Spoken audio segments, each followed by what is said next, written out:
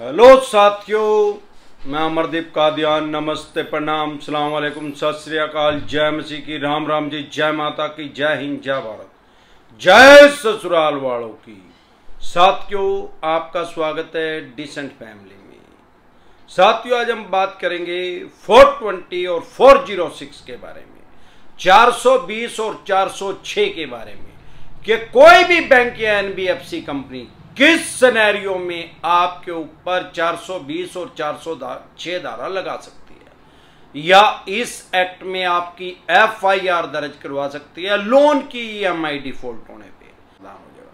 साथियों, जैसे कि हम बात कर रहे थे 420 और 406 के बारे में, बहुत से बैंक और एनबीएफसी कंपनी लोगों के पास ऐसे नोटिस भेजते हैं। साथियों, ये 420 और 406 है क्या? भाई 420 तो आम आदमी को पता है कि फोर्जरी है, तो ठगी की धारा है, लेकिन 406 के बारे में आम आदमी को नहीं पता, 406 के बारे में, क्योंकि ये कॉमन नहीं है, सामान्य नहीं है, आम आदमी ने इसके बारे में सुना नहीं है। 406 है क्या, 406 है क्या, ये किसके ऊपर लगती है, किस सिनेरियो में लगती है, ये 406 धारा कहती क्या है?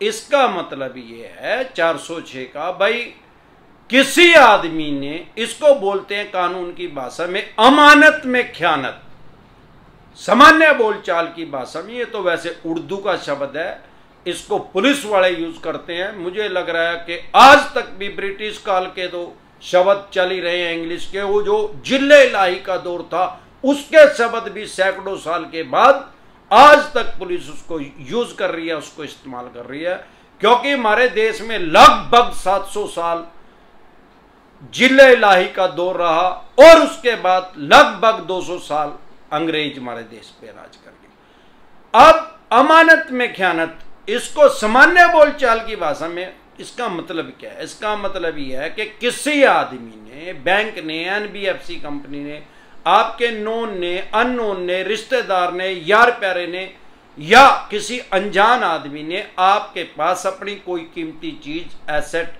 आपके पास रखवा दिया विश्वास में, और आपने उसको खुर्द बुर्द कर दिया, उसको छिपा दिया, उसको सेल कर दिया, उसको बेच दिया, उसकी एक्शन कर दी, तो आपके ऊपर 406 लग सकती है, अमानत में ख्यानत। मतलब उस आदमी ने अमानत के तौर पे आपके पास अपना सामान रखा और आपने उसमें ख्यानत कर दी, मतलब उसके विश्वास को तोड़ दिया। अब सवाल यह आता है कि किसी भी बैंक या एनबीएफसी कंपनी के साथ 420 आपने कैसे कर दी?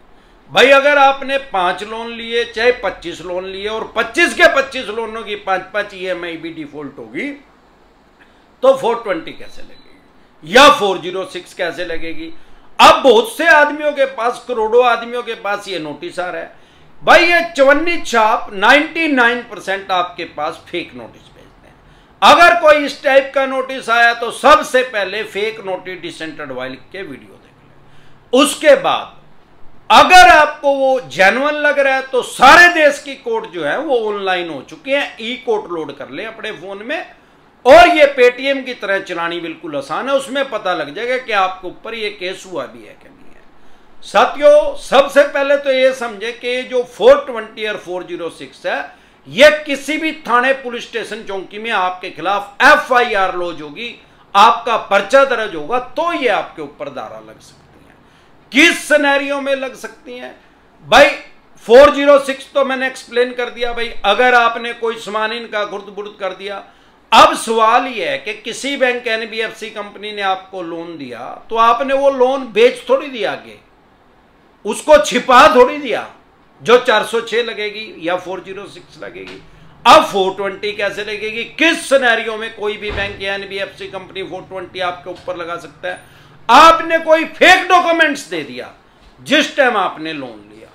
भाई घर का पता जो है वो गलत बता दिया, एडिट करके दे दिया, या बैंक स्टेटमेंट गलत दे दी, या सैलरी स्लिप गलत दे दी, इस टाइप का अगर आपने इलेक्ट्रिसिटी का बिल गलत दे दिया, वाटर का गलत दे दिया, इस टाइप का अगर आपने कोई गुल्लूगारा कर दिया बैंक के, एनबीएफसी कंपनी के साथ, और वो प्रूफ हो गया, भाई इस आदमी ने फेक डॉक्यूमेंट्स दिए हैं, तो इससे ये होगा कि आपकी इंटेंशन फोर्जरी की थी, बैंक या एनबीएफसी कंपनी के साथ ठगी करने की आपकी पहले ही मंशा थी, भाई मैं पैसे ले लूंगा और इनको वापसी दूंगा तो ये मेरा क्या कर लेंगे। इस सिनेरियो में या आपने किसी बैंक के 5-4 लाख रुपए देने हैं और आपके किसी अकाउंट में 5 करोड़ रुपए पड़े हैं, या आपने किसी के 2-4 लाख रुपए किसी बैंक एनबीएफसी कंपनी के देने हैं, आप ओडी Q7 में घूम रहे हैं टॉप मॉडल में जो कि 70 लाख से भी ज्यादा की आती है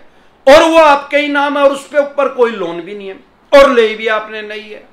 इस सिनेरियो में आप विलफुल डिफॉल्टर की श्रेणी में आ जाएंगे। भाई ये आदमी जानबूझ के बैंक या एनबीएफसी कंपनी का पैसा नहीं दे रहा। इस सिनेरियो में या फेक डॉक्यूमेंट्स देने में आपके ऊपर 420 या 406 बैंक या एनबीएफसी कंपनी लगा सकती है थाने पुलिस स्टेशन चौकी में। इसके अलावा किसी भी सिनेरियो में 420 या 406, 420 या 406 कोई भी बैंक या एनबीएफसी कंपनी ये धारा आपके ऊपर, ये एक्ट आपके ऊपर नहीं लागू करवा सकता, नहीं लगवा सकता, क्योंकि 10,000 में एक आदमी ने एक काम कर रखा होगा कि फेक डॉक्यूमेंट्स दे रखे होंगे या 1-2 लाख रुपए देने होंगे, Q7 में घूम रहा होगा। ऐसा 10,000 में कोई एक आदमी होगा, 9,999 आदमियों ने एक काम ही नहीं किया। अब बहुत से आदमी हमारे साथ टेलीफोनिकली जुड़ते हैं, रोज मीटिंग करने के लिए भी आते हैं या कमेंट भी करते हैं। वो ये कहते हैं कि सर डॉक्यूमेंट्स तो मैंने सारे सही दिए, जिस एड्रेस पे मैं रहता था उसी एड्रेस को मैंने देके बैंक या एनबीएफसी कंपनी से लोन लिया था, फिर चाहे वो आपका मकान था या रेंट पे था, ये मैटर नहीं करता, आप उस टाइम वहां रहते थे, ये मैटर करता है। अब कह रहे हो कि मैंने मकान चेंज कर दिया, तो भाई ये क्राइम की श्रेणी में थोड़ी है, इसमें थोड़ी 420 लग जाएगी। भाई उस टाइम मैंने क्या पहले क्लियर करा, जब हम लोन ले रहे हैं, प्रपोजल फॉर्म भर रहे हैं लोन के लिए ऑनलाइन या ऑफलाइन, तब हम जेन्युइन डॉक्यूमेंट्स इनको दे, सारी बात जेन्युइन बताएं।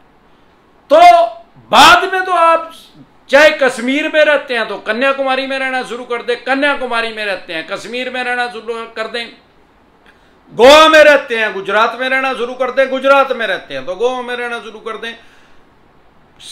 आर्टिकल 21 लाइफ एंड लिबर्टी, हमारे देश के संविधान ने हमें एज ए कॉमन मैन, ना भारत के नागरिक होने के नाते स्वतंत्रता से जीने का अधिकार हमें दिया है।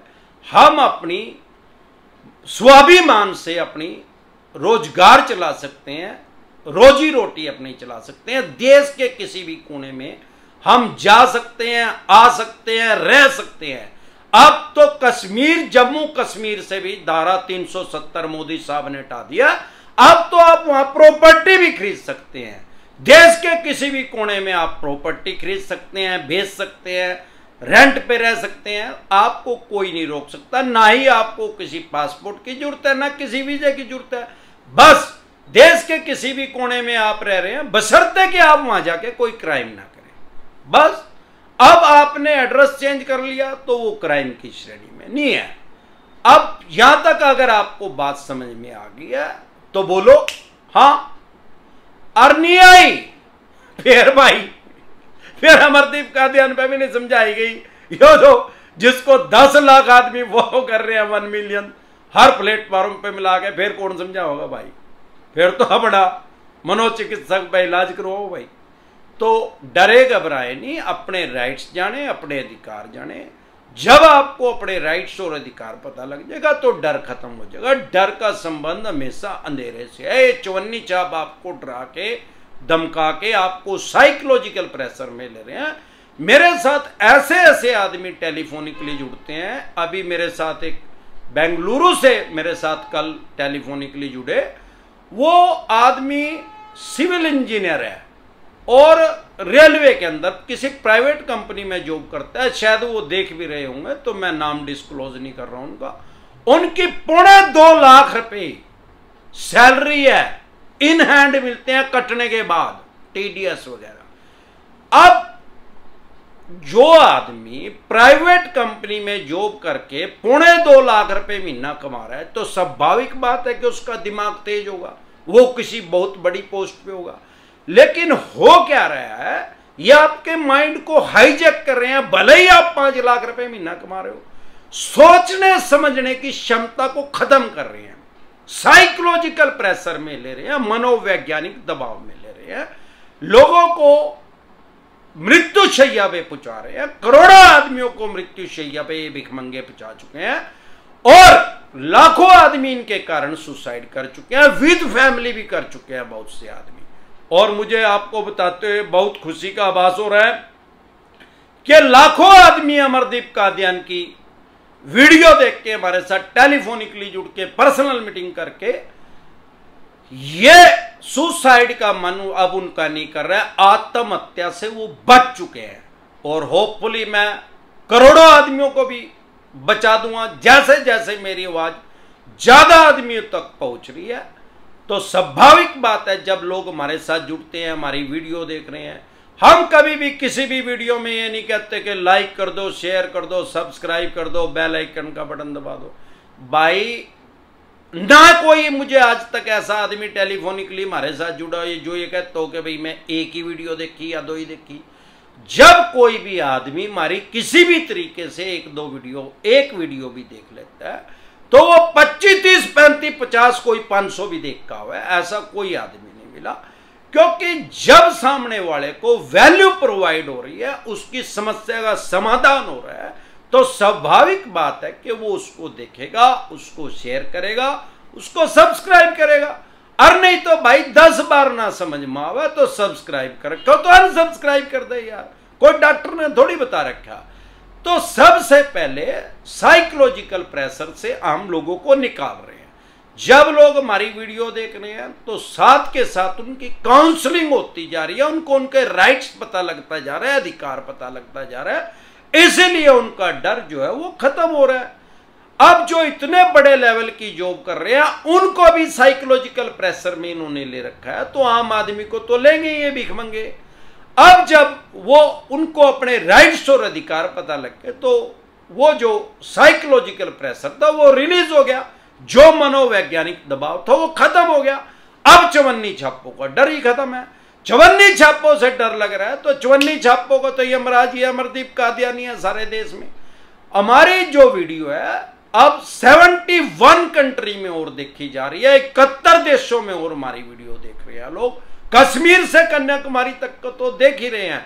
वो जो 71 देशों में देख रहे हैं वो गोरे अमेरिका में हमारी वीडियो नहीं देख रहे, फ्रांस में, जर्मन में, जापान में, वो हमारे जैसे काले ही है, इंडियन ही है, वो ही हमारी वीडियो देख रहे हैं। वो यहां से या तो लोन लेके चले गए हैं या उनके किसी यार प्यारे रिश्तेदार ने लोन ले रखा है और उनको ये साइकोलॉजिकल प्रेशर में ले रहे हैं, ये भिखमंगे व्हाट्सएप कॉलिंग कर रहे हैं वहां, या उनके परिवार को परेशान किया जा रहा है। वो भी हमारे साथ बहुत से आदमी टेलीफोनिकली जुड़ते हैं। लगभग 71 कंट्री में कोई कंट्री ऐसी होगी जिसमें हमारे साथ लोग टेलीफोनिकली नहीं जुड़ रहे।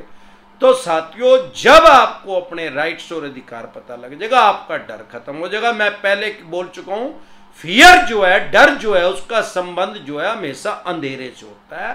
अगर आपके पास कोई सरफेसी एक्ट का नोटिस आ रहा है, 13(2) का रहा है, 13(4) का रहा है, उसको इग्नोर ना करें कभी भी। क्योंकि मुझे याद है, हमारा एक दोस्त था, पहले हम मोहल्ले में रहते थे, आजकल तो जाट भी हाईटेक हो गए, सेक्टरों में आ गए। वो क्या करता था, उसको कबूतर पालने का शौक था और मुझे पतंग उड़ाने का शौक था। संडे के दिन में उसकी छत पे जाता था, उनकी छत ऊंची थी, 3 मंजिल थी और हमारी 1 मंजिल थी। वो मेरा दोस्त था, मैं उसके पास चले जाता था। अब वो कबूतर उड़ाता था ठंड के टाइम में, यहां तो हरियाणा में तो 22 सर्दियों में उड़ा पतंग, और मैं पतंग उड़ाता था। अब वो कई बार नीचे चला जाता था खाना खाने या और कुछ, उसकी मम्मी ने आवाज दे ली तो कबूतर वो ऐसे ही छोड़ जाता था, कहता था मेरे को भाई तू देख लियो। अब मैं यार पतंग डालने लग रहा, मैं घंटा कबूतर देखूंगा, मैंने तो स्वाद आ रहा है वहां, जिन्ना पतंग उड़ाई हो उसने तो पता ही है। ये जो पतंग उड़ाने का नशा है तो स्मैक से भी गंदा है यार, ये तो आज तक नहीं छुट्टा हमारे पे। अब भी बसंत वाले दिन हम पतंग उड़ाओ भाई, ये नहीं, ये तो हरिद्वार जाकर ही छूटेगा। हाँ, रेगुलर नहीं उड़ाते, पर जब भी टाइम मिलता है तभी उड़ाते हैं। अब मेरा ध्यान पतंग में होता, कभी कदार उसके कहीं भी देख लू था। अब बिल्ली जो है वो हमेशा दाव लगा कर रखे कि कब कबूतर को मैं खाऊं। अब उसके तो 30-40 कबूतर बैठ रहे थे, उड़ते रहे थे, आ जाते नीचे दाना गिरते था, वो उड़ जाते या बैठे भी रहे थे। मैंने कई बार नोटिस किया कि बिल्ली जब आती है तो कबूतर अपनी ऐसे आंखें बंद कर लेता है और वो बिल्ली झपट्टा मार के उसको खा जाती है। अरे भैया, वो कबूतर को क्या करना चाहिए? तो उसके पास पंख है, उसको उड़ जाना चाहिए था। बिल्ली के पास पंख थोड़ी है। तो ये अगर आपके पास सरफेसी एक्ट का नोटिस आ रहा है तो ये बाज की तरह, बिल्ली की तरह आपके ऊपर झपट्टा मार रहे हैं आपकी प्रॉपर्टी के ऊपर। आपके पास पंख हैं, उस कबूतर की तरह आंखें बंद ना करें, नहीं तो वो प्रॉपर्टी गई। फिर चाहे वो मकान है, दुकान है, जमीन है, फैक्ट्री है, कारखाना है, फ्लैट है, 5 करोड़ का, 50 करोड़ का है, जितने भी करोड़ का आपका है, ये उसकी ऑक्शन कर देंगे, बोली कर देंगे, सेल कर देंगे। समझदारी किसमें है? जैसे ही बिल्ली पास आ रही है और कबूतर ने उसको देख भी लिया है तो उड़ जाए यार। अब जब वो आपके पास खतरा मंडरा रहा है तो उसको इग्नोर ना करें। जैसे ही ये पहला नोटिस सरफेसी एक्ट का भेजे तो कबूतर की तरह आंखें बंद ना करें, उड़े, फ्लाई करें। इनके पास पर नहीं, अपने राइट्स और अधिकार जाने, तुरंत प्रभाव से और लीगल एडवाइस ले। और इसके अलावा अगर आप हमारे साथ टेलीफोनिकली जुड़ना चाहते हैं, पर्सनल मीटिंग करना चाहते हैं, फिर आपका लोन 2 करोड़ का है, 5 का है, 25 का, 50 करोड़ का, या जितने भी करोड़ का आपका लोन है, लोन से रिलेटेड कोई भी दिक्कत, परेशानी, समस्या अगर आपको आ रही है, आपके पास सरफेसी एक्ट 2002 के तहत नोटिस आ रहा है, 13(2) का आ रहा है, 13(4) का आ रहा है, सिंबॉलिक पोजीशन का आ रहा है, फिजिकल पोजीशन का आ रहा है, डीएम साहब का आ रहा है, 138 नेगोशिएबल इंस्ट्रूमेंट एक्ट 1881 का आ रहा है, पेमेंट एंड सेटलमेंट एक्ट 2007 का आ रहा है, या आर्बिट्रेशन एंड कंसोलिडेशन एक्ट 1996 का आ रहा है, या रिकॉल नोटिस आ रहा है, या अन्य किसी भी तरह का कोई भी नोटिस आ रहा है, भले ही आपकी प्रॉपर्टी कितने भी लाख की और कितने भी करोड़ की आपकी प्रॉपर्टी है, लोन से रिलेटेड जो भी डॉक्यूमेंट्स आपके पास है वो लेके आप मेरे से पर्सनली मीटिंग कर सकते हैं, पर्सनली एडवाइस ले सकते हैं, या टेलीफोनिकली भी एडवाइस ले सकते हैं। व्हाट्सएप पे वो आप जो भी आपके पास पेपर है वो सेंड करके आप टेलीफोनिकली भी एडवाइस ले सकते हैं। इसका क्या प्रोसेस है हमारे साथ जुड़ने का? आपकी स्क्रीन पे कमेंट बॉक्स के अंदर एक नंबर आया हुआ है 9306347314। इस नंबर को सेव करके व्हाट्सएप मैसेज करें, तुरंत प्रभाव से रिप्लाई आएगा कि कैसे आप हमारे साथ टेलीफोनिकली जुड़ सकते हैं या पर्सनल मीटिंग कर सकते हैं। एक बार जोर से मिलकर नारा लगाएंगे, जय ससुराल वालों की।